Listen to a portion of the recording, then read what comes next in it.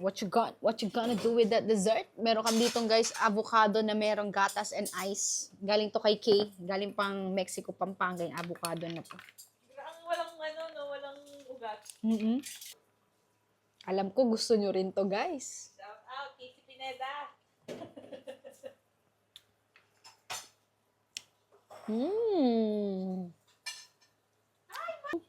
I forgot. Sama pala to. Ang galing ko yung ano.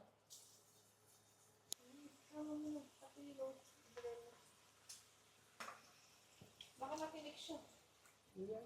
Magpusang kumakain. Okay, sumubo na ako. Salit lang. Baka maubos natin to ng hindi nakakain si Tisay ah. Nakatikim naman na ako. Dami puno ko sa kanila eh. Dami nilang...